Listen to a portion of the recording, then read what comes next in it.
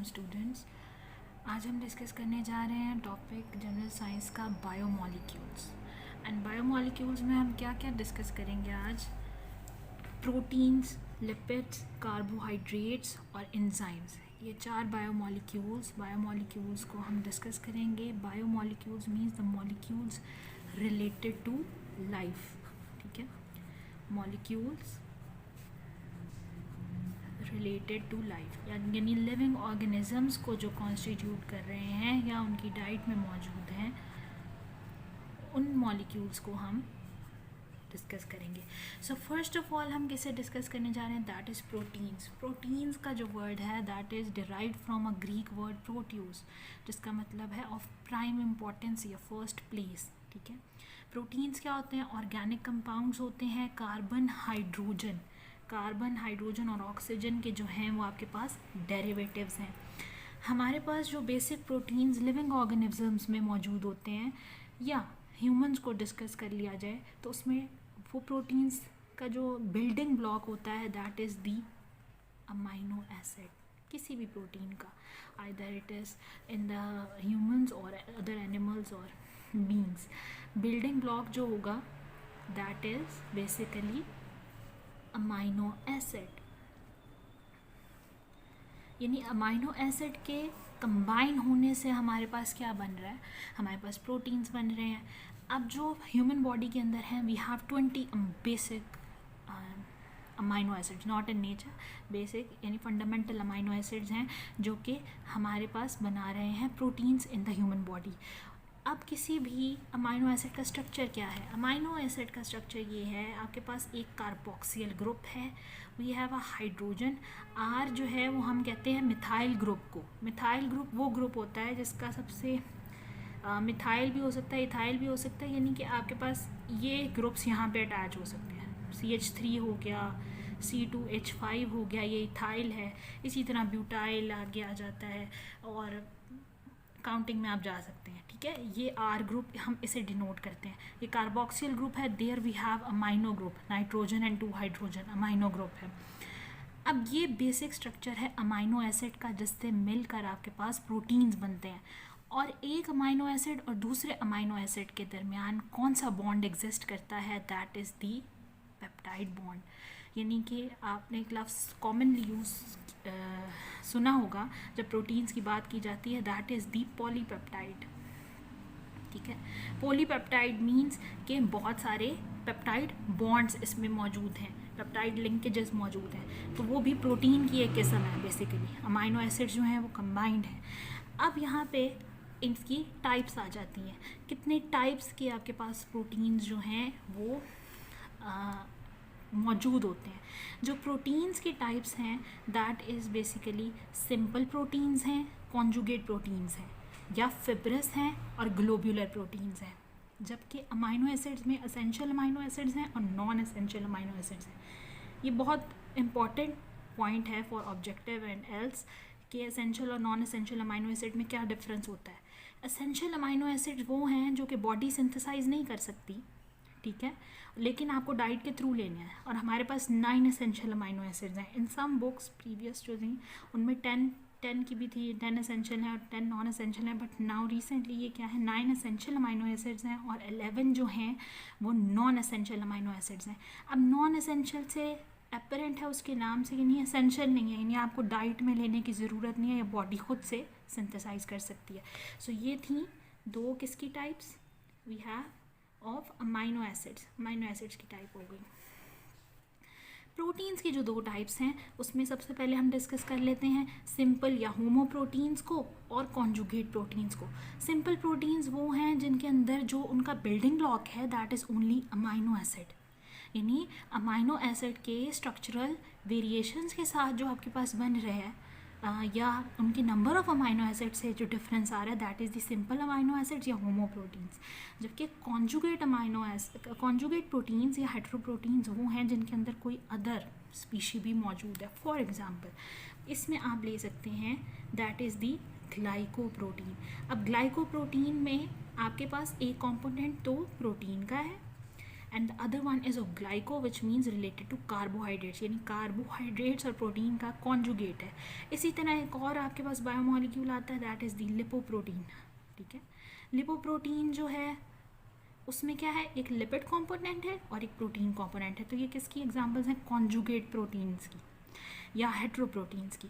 एक और एग्जांपल जो आ जाती है, ये कौन सी है, ये on the basis of composition है ये क्लासिफिकेशन।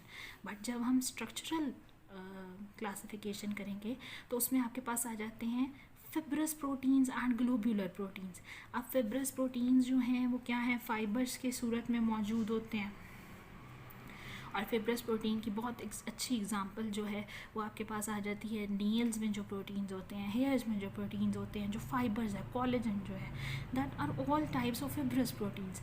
जबकि ग्लोब्यूलर प्रोटीन्स जो हैं उनमें आपके पास जो है ये एल्ब्यूमिन जो है, that is a very good example.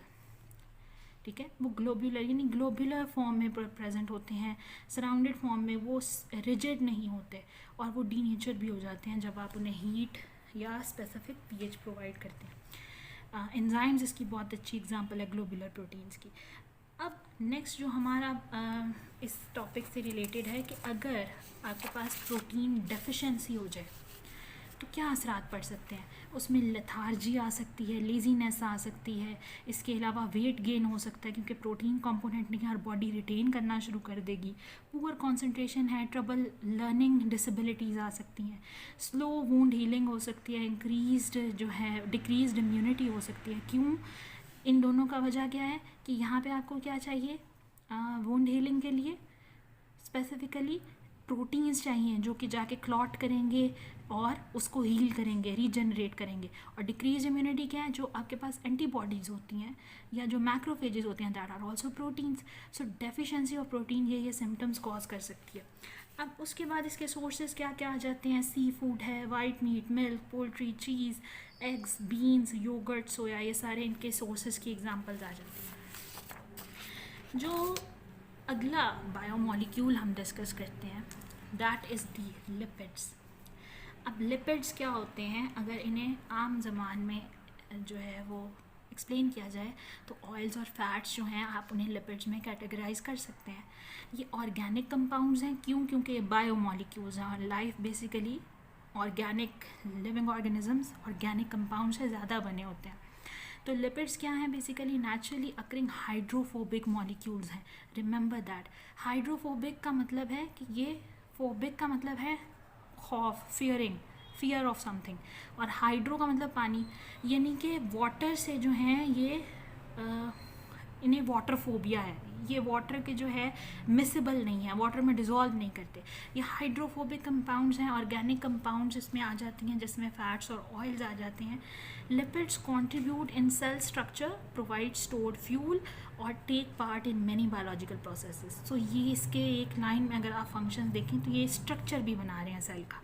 आपको पता है सेल मेम्ब्रेन में जो है वो लिपिड्स की जो होती हैं फॉस्फोलिपिड्स मौजूद होते हैं। उसके बाद आपके पास स्टोर फ्यूल यानी जो फैट्स अंडर द स्किन जो है बॉडी स्टोर करती है for energy, that is also lipids.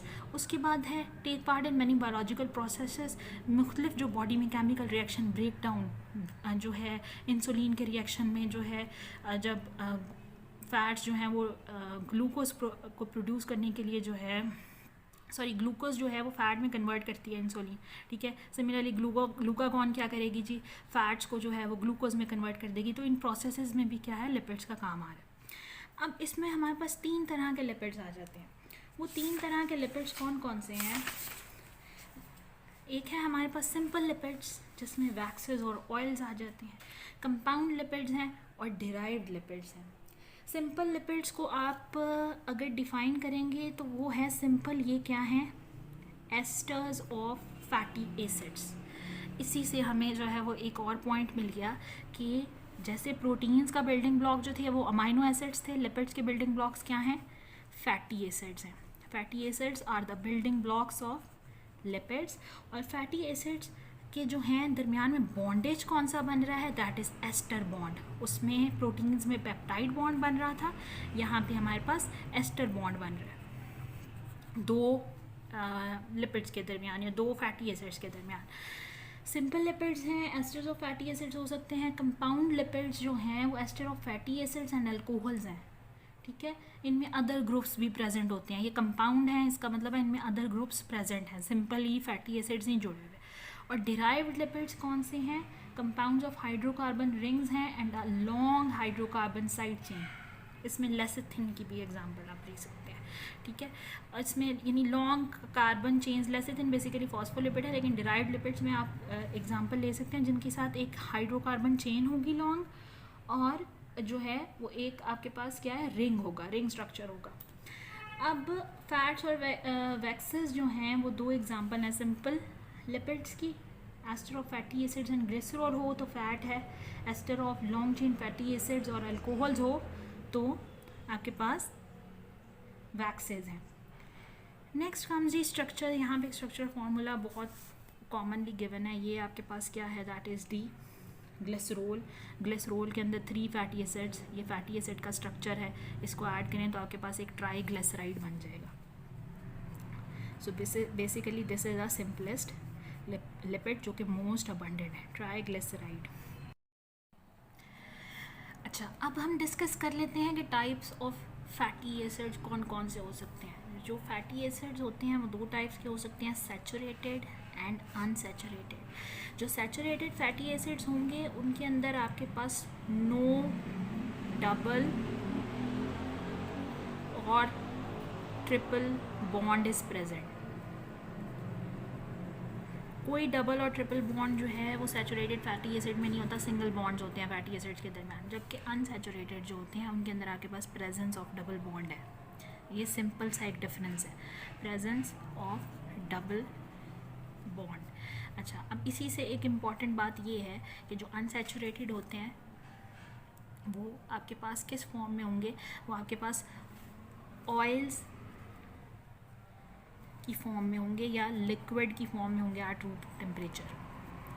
जबकि सैचुरेटेड जो हैं उसमें आप फैट्स और घी की एग्जांपल ले सकते हैं, वो क्या होंगे, सेमी सॉलिड स्टेट में एग्जिस्ट करेंगे एट रूम टेम्परेचर, या सॉलिड, सेमी सॉलिड और सॉलिड स्टेट के अंदर जो है वो रूम टेम्परेचर पे एग्जिस्ट करेंगे, ठीक है।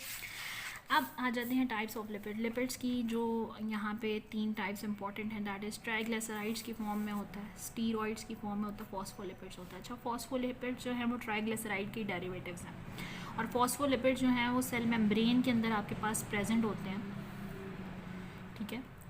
और इनकी इम्पॉर्टेंट बात ये है कि ये पार्शली जो हैं, हाफ जो होगी इनकी साइड वो हाइड्रोफिलिक होगी, हाइड्रोफिलिक यानी वाटर फ्रेंडली, और हाफ साइड जो है वो क्या होगी, हाइड्रोफोबिक होगी। अब इससे क्या होता है, इससे जो सेल मेम्ब्रेन है उसका सेमी परमेबिलिटी जो है, यानी कि मुख्तलिफ जो मॉलिक्यूल्स हैं वो उसके अक्रॉस मूव कर सकते हैं, वो इस हाइड्रोफिलिक और फोबिक इंटरेक्शन की वजह से जो है वो इंश्योर होती है। स्टीरॉइड्स आ जाते हैं, स्टीरॉइड्स भी लिपिड्स होते हैं, इनमें हार्मोन्स आ जाते हैं, कोलेस्ट्रॉल आ जाता है, बॉडी के अंदर इनके फंक्शंस हैं।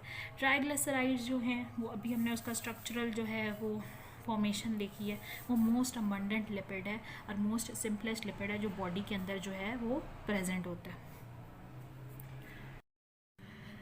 Now what we are going to discuss is the another biomolecule that is carbohydrates. So carbohydrates में आप इसको अगर अदर वर्ड्स में जो है वो बोलना चाहें तो वो हाइड्रोकार्बन्स भी बोल सकते हैं, यानी हाइड्रेटेड कार्बन है ये। इसमें वाटर, इसका जो अगर जनरल फार्मूला देखा जाए तो ये होता है n number of water molecules और n नंबर ऑफ आपके पास कार्बन एटम्स होंगे, ठीक है। अच्छा, अब इसके अंदर जो है वो आपके पास इन्हें जो डिफ़ाइन किया जाता है नॉर्मल टर्म में, that is polyhydroxy aldehydes and ketones. ये सिंपल डेफिनेशन है इसकी। कार्बोहाइड्रेट्स क्या हैं, पॉलीहाइड्रोक्सी एल्डिहाइड्स हो सकते हैं और कीटोन्स हो सकते हैं।